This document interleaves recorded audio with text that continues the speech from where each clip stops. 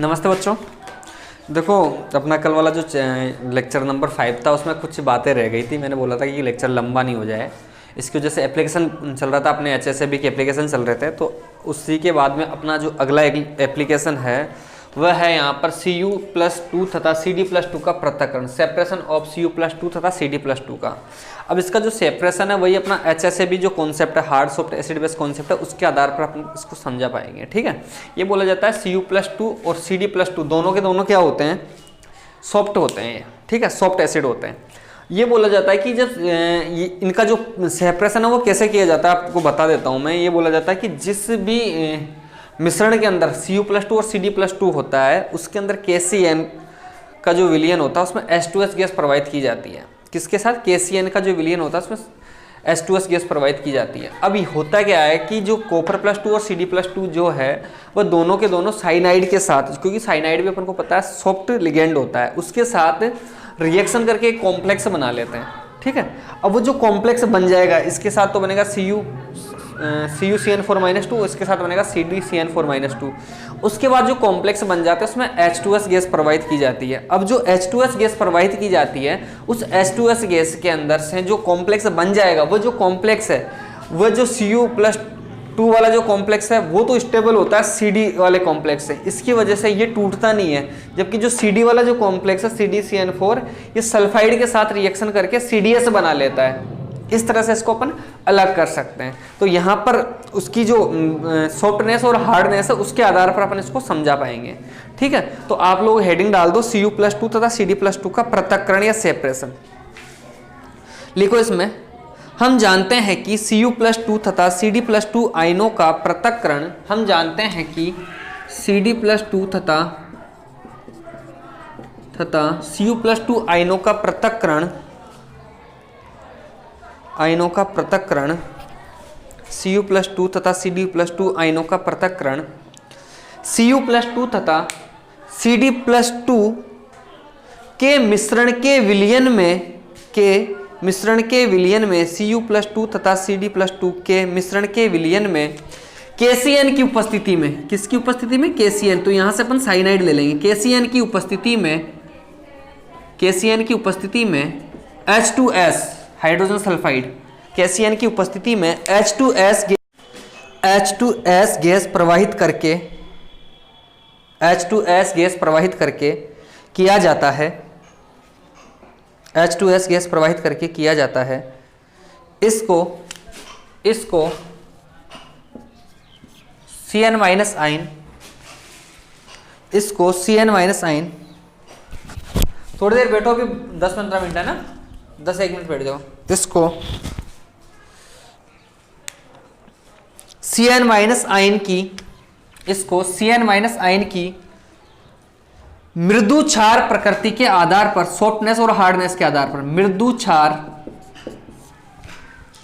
प्रकृति के आधार पर समझा जा सकता है। इसको CN आयन की मृदु क्षार प्रकृति के आधार पर समझा जा सकता है, जिसके कारण यह स्थायी संकुल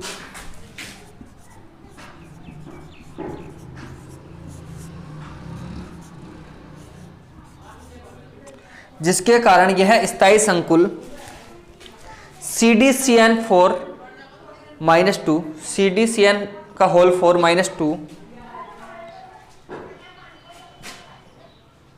यहां पर कौन सी इंटरेक्शन होता है? मृदु इंटरेक्शन होती है, सॉफ्ट इंटरेक्शन, मृदु क्रिया, क्योंकि साइनाइड भी सॉफ्ट होता है और CD भी सॉफ्ट होता है। मृदु क्रिया बनाता है, जिसके कारण यह स्थायी संकुल बनाता है। इसमें क्या होता है? सॉफ्ट इंटरेक्शन होता है। परंतु Cu कॉपर सेकंड आयन मृदु अम्ल है। ये भी क्या है? मृदु अम्ल, सॉफ्ट एसिड है। ये भी कॉपर सेकंड आयन मृदु अम्ल है तथा CN-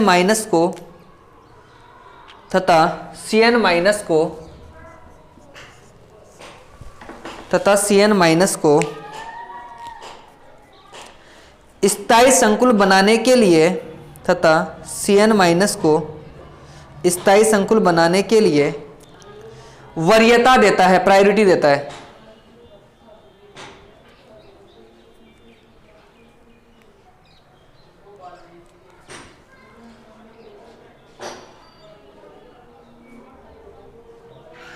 वरीयता देता है। अब देखो यहां पर क्या होता है, सी डी के साथ जो कॉम्प्लेक्स बन गया ना, वैसे यहां पर सी यू के साथ कॉम्प्लेक्स बनता है। आगे लिखो, वास्तव में C U C N whole 4 minus 2, वास्तव में C U C N whole 4 minus 2, वास्तव में C U C N 4 minus 2 संकुल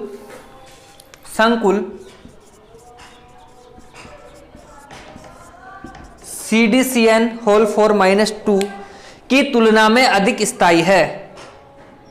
C D C N whole 4 minus 2 की तुलना में अधिक स्थायी है, की तुलना में अधिक स्थायी है। अतः यह H2S से क्रिया नहीं करता, अतः यह H2S से क्रिया नहीं करता, जबकि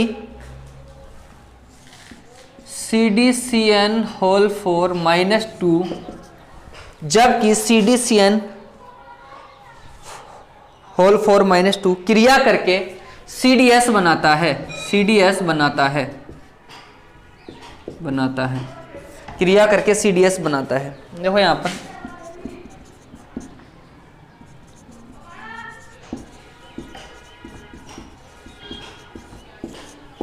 ये कॉम्प्लेक्स बन गया, एक तो CdCN 4 होल माइनस 2 वाला कॉम्प्लेक्स बन गया, और इसी तरह से एक कॉम्प्लेक्स बनता है कॉपर के साथ, तो ये बनता है अपना Cu।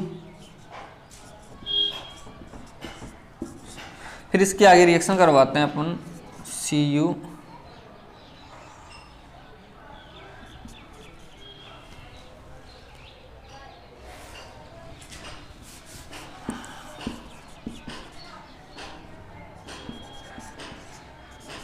और ये टूट जाता है किस किस में, CuCN का होल 2 और CN होल 2 में।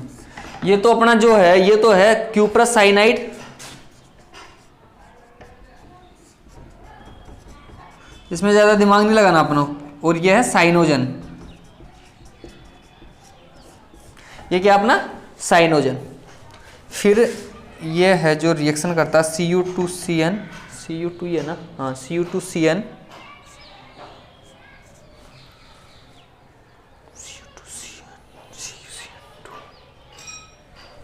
अरे भाई मेरे, ये Cu2 होता है ना, Cu2CN का होल ट्वाइज, और ये आता है 6CN माइनस, और इस तरह से रिएक्शन करके ये बन जाता है 2CuCN4 माइनस 2। ठीक है,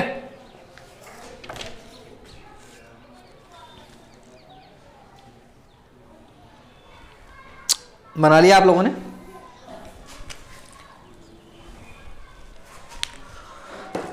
अब ये बोलता दो कॉम्प्लेक्स बन गए अपने पास, एक कॉम्प्लेक्स तो ये रहा और एक कॉम्प्लेक्स ये रहा। अब इन दोनों में जब H2S गैस प्रवाहित किया जाता है तो इनमें से ये नीचे वाला कॉम्प्लेक्स है, ये तो स्टेबल होता है और ये स्टेबल नहीं होता, तो इसकी वजह से ये तो टूट के आगे रिएक्शन कर जाता है, CdS बना लेता है, क्योंकि जो सल्फाइड है उसके साथ रिएक्शन कर लेता है, जबकि ये सल्फाइड के साथ रिएक्शन नहीं करता। इस तरह से अपन इन दोनों जो आयन होते हैं, धातु आयन होते हैं, इन दोनों का सेपरेशन आराम से कर लेते हैं। ठीक है, तो आगे लिखो, नीचे लिख लिया हो तो इस विलयन में H2S प्रवाहित करने पर, इस विलयन में इन दोनों का जो विलयन है, मान लो एक ये विलयन था जिसमें कॉपर भी है और CD भी है और इसमें KCN डाल दिया अपन ने, तो एक कॉम्प्लेक्स ये बन गया, एक कॉम्प्लेक्स ये बन गया, जिसमें ये भी कॉम्प्लेक्स बना हुआ है, ये भी कॉम्प्लेक्स बना हुआ है, CD वाला भी और Cu वाला भी। तो इसमें जैसे H2S गैस प्रवाहित करेंगे तो ये टूट के अलग हो जाएगा CDS में, कैडमियम सल्फाइड के रूप में। इस विलयन में H2S प्रवाहित करने पर केवल नीचे प्रेसिपिटेट आ जाएगा CDS का।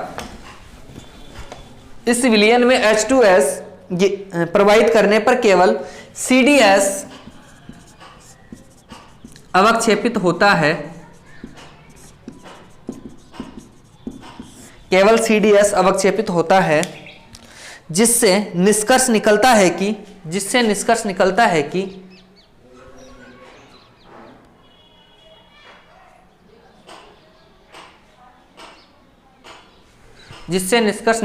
कि Cu+2 आयन, जिससे निष्कर्ष निकलता है कि Cu+2 आयन S-2 की तुलना में Cu+2 आयन S-2 की तुलना में Cn- को वरीयता देता है, प्रायोरिटी देता है। मैंने बोला है जिससे निष्कर्ष निकलता है कि Cu+2 आयन जो कॉपर आयन है वो सल्फाइड की तुलना में Cn को वरीयता देता है। मतलब यहां पर CuCN का कॉम्प्लेक्स पहले ही से बना हुआ था, अब सल्फाइड आ गया बीच में कि मेरे साथ बॉन्ड बना, उसने बोला ना मैं तो इसी के साथ ठीक हूं। तो कॉपर और साइनाइड के बीच में जो बॉन्ड बन रहा है ना वो स्टेबल बॉन्ड बन रहा है, जबकि जो साइनाइड और CD में जो बॉन्ड बन रहा था वो बोलता साइनाइड तू हट, सल्फाइड को उससे रिएक्शन करके CDS बना लेता है वो, ठीक है, Cn को वरीयता देता है। जबकि CD+2 आयन Cn- की तुलना में S-2 सल्फाइड S-2 को वरीयता देता है, S-2 को वरीयता देता है।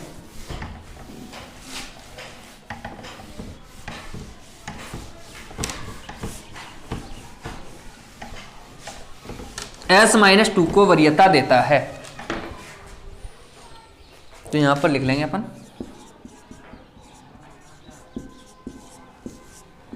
-2 प्लस H2S तो यहां पे बन जाएगा CDS अवक्षेपित हो गया प्लस 2 HCN होगा प्लस 2 CN माइनस। तो इस तरह से अपन क्या कर लेते हैं, CD को और Cu+2 को अलग अलग कर लेते हैं, CD+2 को और Cu+2 को अलग अलग कर लेते हैं, ठीक है। तो अपना ये एप्लीकेशन हो गया। इसके बाद में लिख लो इसको, इसके बाद में अगला एप्लीकेशन लिखोगे आप लोग, मिटा दूं। इसके बाद अगला एप्लीकेशन है HCl में HgO तथा HgS की विलीयता। HCl में HgO तथा HgS की विलेयता। देखो बहुत आसान है, ये बोल रहा है कि HCl के अंदर कौन विलय हो जाएगा और कौन विलय नहीं होगा, ये बात अपन को करनी है।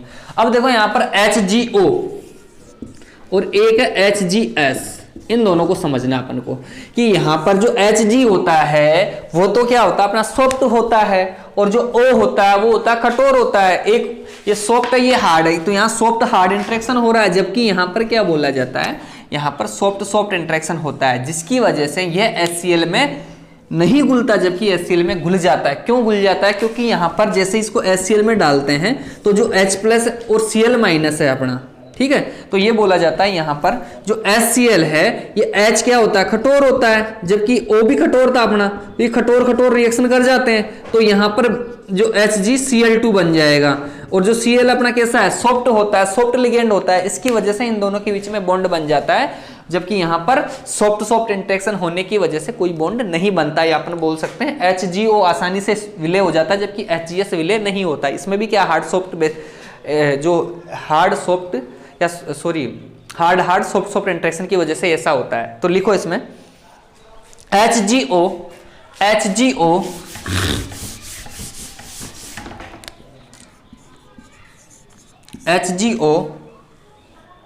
मृदु धातु आयन, HgO मृदु धातु आयन Hg+2, HgO मृदु धातु आयन Hg+2 तथा कठोर क्षार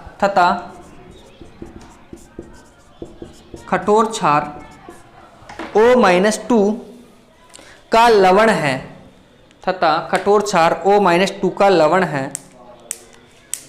ये तो बात हो गई इनकी। अब जो HCl है वो H+ क्या होता है अपना, कठोर होता है, Cl क्या होता है, सॉफ्ट होता है। HCl जो कि कठोर अम्ल HCl जो कि कठोर अम्ल H प्लस तथा मृदु क्षार सॉफ्ट बेस तथा मृदु क्षार Cl माइनस तथा मृदु क्षार Cl माइनस का यौगिक है तथा मृदु क्षार Cl माइनस का यौगिक है।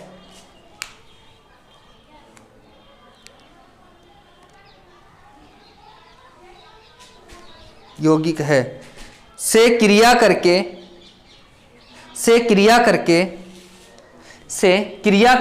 अधिक स्थायी HgCl2 सॉफ्ट मृदु से अधिक स्थायी मृदु एवं H2O, यहां क्या है हार्ड कठोर हो गए ना, हार्ड बनाता है, H2O बनाता है, मतलब हार्ड इंटरेक्शन बनाता है, जिससे HGO का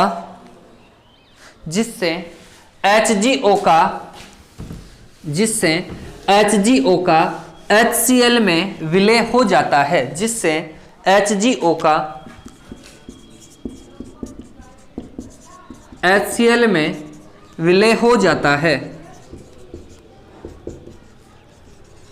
जिससे HGO का HCl में विलय हो जाता है। तो यहां पर अपन बोलेंगे सॉफ्ट हार्ड इंटरेक्शन होता है, जबकि यहां पे हार्ड सॉफ्ट इंटरेक्शन होता है, और यहां पर बनने वाला जो इंटरेक्शन है सॉफ्ट होता है और ये हार्ड इंटरेक्शन होता है। ये लिख लेना, विलय हो जाता है।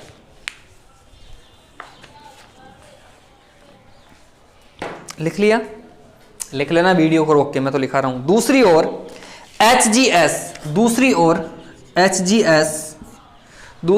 HGS जो कि मृदु अम्ल Hg+2, दूसरी ओर HGS जो कि मृदु अम्ल Hg+2 तथा मृदु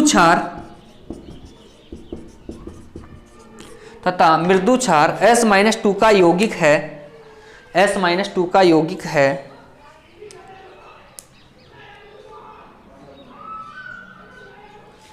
अतः यहां मृदु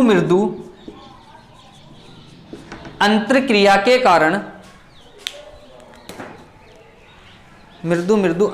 के कारण यह स्थायी होता है,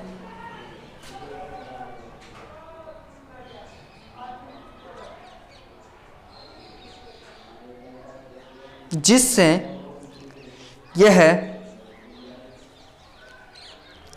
यह दूसरे मृदु क्षार लिगेंड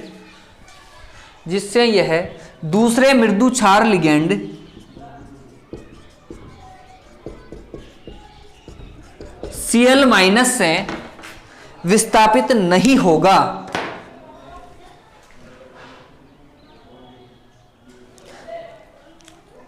दूसरे मृदु क्षार लिगेंड Cl- से विस्थापित नहीं होगा तथा कठोर अम्ल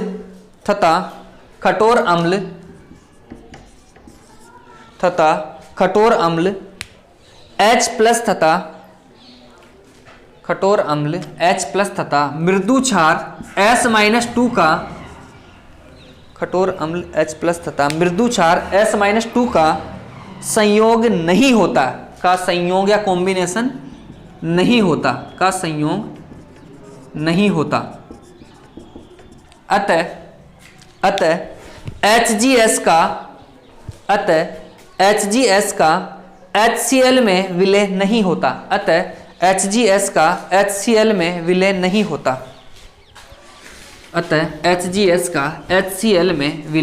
होता। तो ये था अपना HCl में HGO की विलयता और विलयशीलता। मैंने यहाँ पर जितने भी एप्लीकेशन करवाए हैं वह करवाए हैं जो एग्जाम में तुम्हारे पूछे गए हैं, ठीक है।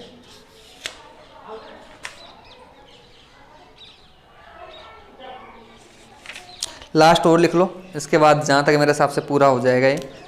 अभिक्रिया की दर, और जो नहीं हो रहा एक बार पूछ लेना भाई, है ना। अभिक्रिया की दर, मेरे हिसाब से तो सब हो गए, फिर भी एक दो एप्लीकेशन हो सकता रह जाए तो मुझे बता देना। अभिक्रिया की दर ये बोला जाता है सॉफ्ट सॉफ्ट इंटरेक्शन और हार्ड हार्ड इंटरेक्शन से रेट ऑफ रिएक्शन का भी अनुमान लगाया जा सकता है, अभिक्रिया का दर का भी पता लगाया जा सकता है कि अगर किसी रिएक्शन के अंदर हार्ड हार्ड इंटरेक्शन हो रहा है या सॉफ्ट सॉफ्ट इंटरेक्शन हो रहा है तो उसकी रेट ऑफ रिएक्शन ज़्यादा होती है, अभिक्रिया की दर ज़्यादा होती है बजाय किसके, हार्ड सॉफ्ट या सॉफ्ट हार्ड के।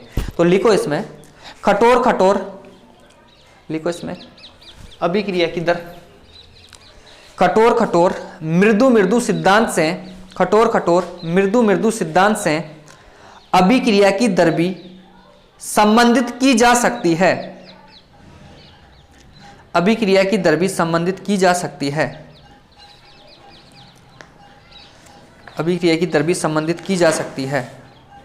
इलेक्ट्रॉन स्नेही तथा नाभिक स्नेही अभिक्रियाएं, इलेक्ट्रॉन स्नेही तथा नाभिक स्नेही अम्ल तथा क्षार, इलेक्ट्रॉन स्नेही तथा नाभिक स्नेही अभिक्रियाएं, इलेक्ट्रॉन स्नेही तथा नाभिक स्नेही अभिक्रियाएं अम्ल तथा क्षार की कठोरता एवं मृदुता पर निर्भर करती है। इलेक्ट्रॉन स्नेही तथा नाभिक स्नेही अभिक्रियाएं अम्ल तथा क्षार की कठोरता एवं मृदुता पर निर्भर करती है।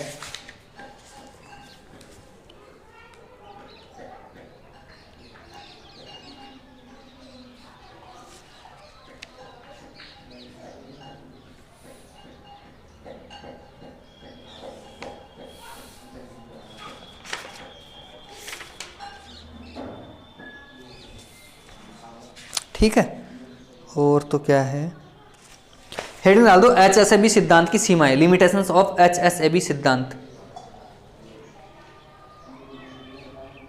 इसमें 4-5 लिमिटेशंस है वो लिख लो, लिमिटेशंस ऑफ HSAB सिद्धांत। फिर भी ये बोला जाता है कितने भी अपन प्रिंसिपल पढ़ ले कुछ न कुछ कमियां तो सब में पाई जाती है, तो इसमें भी कुछ लिमिटेशंस है उनके बारे में अपन बात कर लेते हैं। लिखो इसमें, देखो ये बोला जाता है किसी भी कोई भी यूनिट नहीं है अपने पास कि कितना हार्ड होगा कितना सॉफ्ट होगा, इसके बारे में कुछ नहीं बताता ये सिद्धांत। तो लिखो इसमें फर्स्ट लिमिटेशन, यह किसी भी मापन का कोई मात्रात्मक पैमाना उपलब्ध नहीं करवाता, यह किसी भी मापन का, यह किसी भी मापन का, यह किसी भी मापन का कोई मात्रात्मक पैमाना उपलब्ध नहीं करवाता, यह किसी भी मापन का कोई मात्रात्मक पैमाना उपलब्ध नहीं करवाता। एक लिमिटेशन तो ये हो गई, यह किसी भी मापन का कोई मात्रात्मक पैमाना उपलब्ध नहीं करवाता। सेकंड लिखो, सेकंड लिखो, किसी भी प्रक्रम को समझाने के लिए, किसी भी प्रक्रम को समझाने के लिए, किसी भी प्रक्रम को समझाने के लिए यौगिकों को,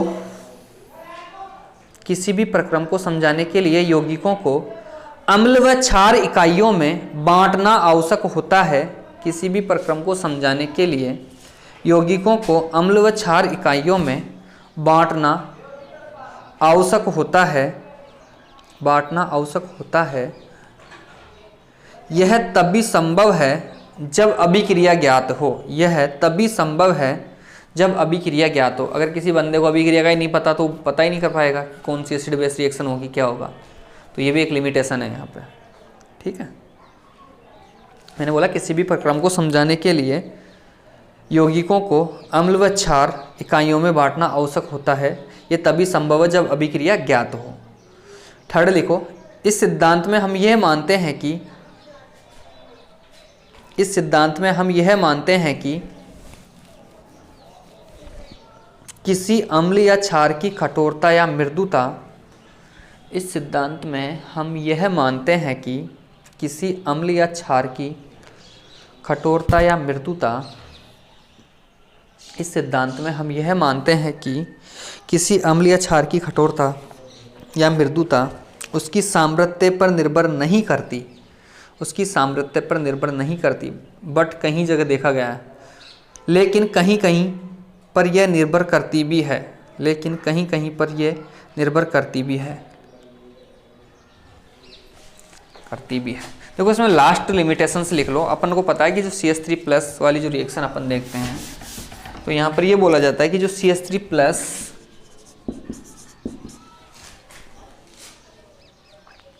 ये गैस और H2 गैस, ये जो रिएक्शन है संपन्न होनी चाहिए बट संपन्न नहीं होती।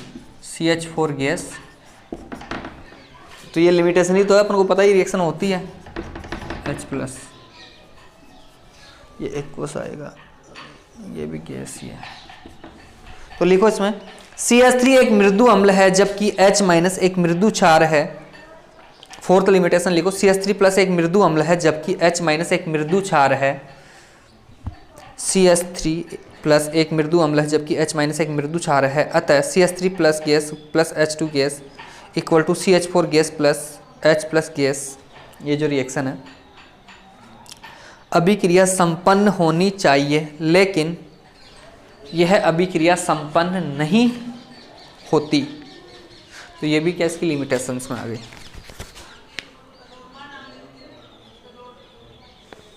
ठीक है, तो ये अपनी यूनिट कंप्लीट है। ठीक है, ओके, थैंक यू।